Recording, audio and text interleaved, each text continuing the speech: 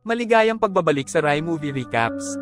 Narito na naman po tayo para sa isa na namang magandang pelikula na pinamagatang Wrath of Man na napalabas noong 2021. Ito ay patungkol sa isang security guard na tinutukan ng baril ng mga magnanakaw pero walang kaalam-alam ang lahat na ito pala ay isang napaka-brutal na hitman. Kaya't ano pa ang dating hinihintay? Sit back, enjoy and relax labyo. Nagsimula ang pelikula sa isang armored truck na umaalis sa isang money storage depot para maghatid ng cash sa isang bangko. Ngunit bago ito makarating sa bangko, ninakawan ito ng grupo ng mga armadong lalaki na nakadamit construction worker. Sa panahon ng pagnanakaw, 2 gwardya at isang bystander ang napatay. Pagkalipas ng 5 buwan, isang lalaking nagngangalang Patrick Hill ang nag-apply para sa trabaho bilang isang gwardya sa Fortico Security, isang kumpanya na naghahatid ng pera sa mga bangko. Sa kanyang pakikipanayam, ang kanyang malapit ng maging boss, si Terry, ay pinuri ang mga sanggunian ni Hill at binalaan siya tungkol sa nakamamatay na pagnanakaw. Pagkatapos ay ipinakilala si Hill kay Bullet, isang senior guard at trainer, na nagsabi kay Hill na kailangan niyang makakuha ng hindi bababa sa 70% sa fitness, pagmamaneho, pagbaril, at iba pang mga pagsubok upang makuha ang trabaho. Si Hill ay pumasa sa mga pagsusulit at tinanggap bilang bantay sa Fortico Security.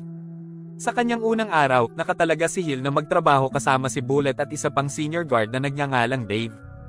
Habang nagmamaneho papunta sa isang pick-up, sinabi ni Dave kay Hill ang tungkol sa pagnanakaw 5 buwan na ang nakakaraan at sinabing siya dapat ang magmaneho ng truck noong araw na iyon ngunit hindi pumasok sa trabaho dahil siya ay may sakit.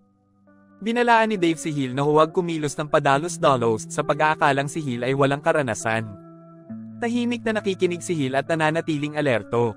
Ang unang araw ni Hill sa trabaho ay maayos.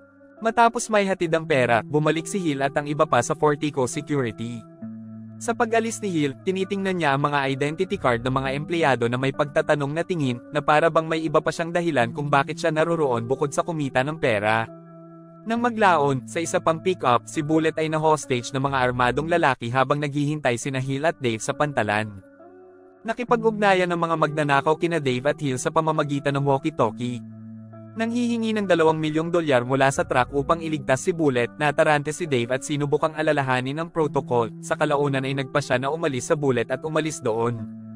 Gayunpaman, si Hill ay nananatiling kalmado at nakumbinsi si Dave na sundin ang mga utos ng magnanakaw at subukang iligtas si Bullet.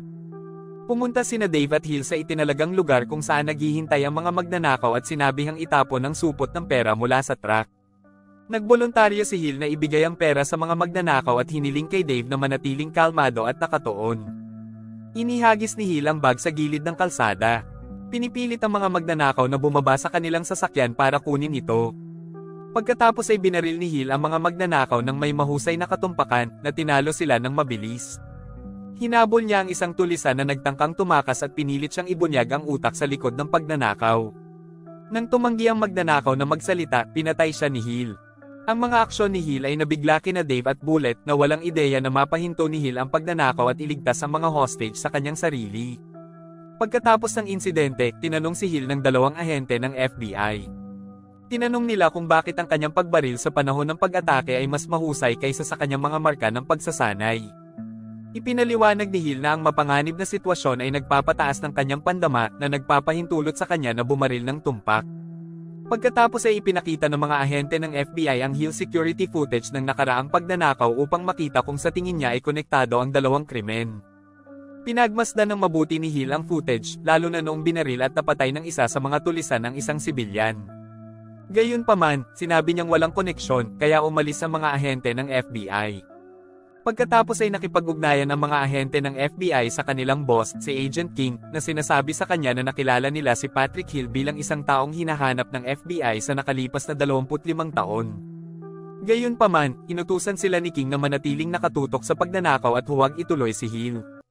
Pagkalipas ng 3 buwan, ang FBI, Hill at Bullet ay nasa isang truck nang muli silang inatake. Ang mga magnanakaw ay nag-spray ng itim na pintura sa windshield para harangin ang kanilang paningin at gumamit ng tear gas para puwersahang palabasin si Hill sa truck. Ngunit nang makita ng mga magnanakaw ang mukha ni Hill, mabilis silang tumakas nang hindi man lang lumaban. Nang iulat ni Hill ang insidente kay Terry, hindi siya naniwala sa kwento ni Hill at naisip na siya ay isang psychopath. Nag-alinlangan din sina Dave at Bullet sa kanilang nakita ng labanan ni Hill ang mga magnanakaw. Dagdag pa ni Bullet, mukhang natakot ang mga magnanakaw at mabilis na tumakbo palayo na para bang kilala nila kung sino talaga si Patrick Hill. 5 buwan bago nito, sa araw ng pagnanakaw, si Hill ay nasa labas kasama ang kanyang anak na si Doggy. Nag-aatubili na pumayag si Hill na tumulong sa isang trabahong kinasasangkutan ng ruta ng isang armored truck. Si Hill ay bahagi talaga ng isang mafia group na madalas na ninakawan ng mga armored vehicle na may dalang malaking halaga ng pera. Hindi mapangasiwaan ng isa sa mga kasamahan ni Hill ang ruta ng truck kaya kinailangan ni Hill na pumasok kahit na binalak niyang manood ng football match kasama ang kanyang anak. Huminto si Hill sa isang food truck malapit sa Fortico Depot at binabantayan ng gate habang si Doggy ay nanatili sa kotse. Kinumpirma ni Hill kasama ang kanyang kasamahan sa trabaho na ang nakabaluti na truck ay lumabas mismo ng gate. Habang nagmamaneho ang armored truck sa ilalim ng tulay, inatake ito ng mga lalaking nakabalat kayo bilang mga construction worker. Inutusan ng isa sa mga magnanakaw si Doggy na lumabas ng kotse at sinabihan siyang humiga sa lupa. Si Hill ay natakot habang pinagbabaril at pinatay ng isa sa mga tulisan ng kanyang anak. Tumakbo si Hill patungo kay Doggy, ngunit binaril siya ng ilang beses. Sa kabila ng kanyang mga pinsala, nakaligtas si Hill. Bago nawala ng malay, nakita niya ang mukha ng gunman na pumatay sa kanyang anak, isang lalaking may gallows sa mukha. Pagkalipas ng 3 linggo, nagising si Hill mula sa isang coma sa ospital at nadurog ang puso dahil namatay ang kanyang anak. Sinisisi siya ng asawa ni Hill sa pagkamatay ng kanilang anak at iniwan siya. Matapos ang pagnanakaw na pumatay sa kanyang anak, nakilala ni Hill ang FBI Agent King at humingi ng impormasyon. May listahan si Agent King ng mga posibleng suspect na iniimbestigahan ng FBI, ngunit hindi niya alam kung sino ang nagnakawan. Sinabi ni Agent King kay Hill na maaari siyang maghiganti para sa pagkamatay ng kanyang anak, ngunit binalaan siya na maaari lamang siyang tumingin sa ibang direksyon sa loob ng maikling panahon. Pagkatapos ay ipinahayag na si Hill ay talagang si Mason Hargreaves, isang crime lord. Matapos makuha ang listahan ng mga pangalan mula kay Agent King, inutusan ni Hill ang kanyang mga tauhan na hanapin ang mga taong responsable sa pagpatay sa kanyang anak. Pinapatay ng mga tauhan ni Hill ang halos lahat ng nasa listahan ng Agent King, kabilang ang magkapatid na Gashi, na nagpatakbo ng isang masamang negosyo ng pelikula at pamamahagi. Kahit na ang magkapatid na Gashi ay hindi sangkot sa pagnanakaw, pinatay pa rin sila ni Hill at inutusan ng kanyang mga tauhan na palayain ang mga menor de edad na babae na nasa mga pelikula at bigyan sila ng pera para sa isang mas magandang buhay.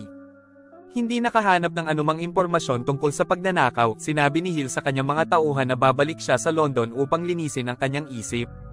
Sa katotohanan, gusto niyang lumikha ng isang peking pagkakakilanlan sa ilalim ng pangalang Patrick Hill para sa isang solong misyon na makalusot sa Fortico Security. Naniniwala si Hill na isa sa mga empleyado ng Fortico Security ang sangkot sa pagnanakaw na ikinamatay ng kanyang anak. Kaya nagtago siya para malaman pa. Dahil wala sa mga tauhan ni Hill ang nakakaalam tungkol sa kanyang misyon, nabigla sila nang subukan nilang pagnakawan ng isang nakabaluti na truck na may itim na pintura at tear gas at makitang nagtatrabaho si Hill bilang isang bantay sa Fortico Security. Tumakas sila bago mahuli ng kanilang amo. Pagkatapos ay lumipat ang eksena sa isang panahon bago ang pagnanakaw na nagpapakita ng isang grupo ng hindi nasisiyahang mga veterano ng militar na nagngangalang Carlos, Sam, Brad, Tom, Jan, at ang kanilang dating pinuno, si Jackson. Nahihirapan sila sa mga problema sa pera. Karamihan sa kanila ay alinman sa walang trabaho o nagtatrabaho sa mababang sweldo. Nagpasya si Jackson at ang iba pa na magsimulang magnakaw para sa mas maraming pera. Maingat na pinaplano ni Jackson at Tom ang heist habang nagpapanggap na namuhay ng normal kasama ang kanilang mga pamilya. Gayunpaman, hindi gaanong iginagalang ni Jan si Jackson. Ang kanilang unang pagtatangka sa pagnanakaw ay sa isang mayaman, ngunit nakakuha lamang sila ng ilang daang libong dolyar. Dahil sa pagkabigo sa kanilang mga problema sa pera, nakipag-ugnayan sila sa isang kaibigan na nagtatrabaho sa isang armored truck company para makakuha ng inside information para sa mas malaking pagnanakaw. Sa panahon ng Fortico heist, pinatay ni Jan ang mga gwardya at si Doggy, kahit na hindi sumasang-ayon ng iba pang pangkat. Sa kasalukuyan, magkasama sina Jackson at Tom para sa isang huling, mas malaking heist. Plano nilang magnakaw ng mahigit 150 milyon mula sa Fortico Security Depot sa Black Friday shopping weekend. Habang naghahanda si Jackson at ang koponan, sinabi ni Bullet kay Hill na siya ay isang especially iya para sa mga magnanakaw at inutusan si Hill na tulungan siya dahil malapit nang mag-atake muli ang mga magnanakaw. Sumang-ayon si Hill dahil naghihintay siyang maghiganti sa pumatay sa kanyang anak.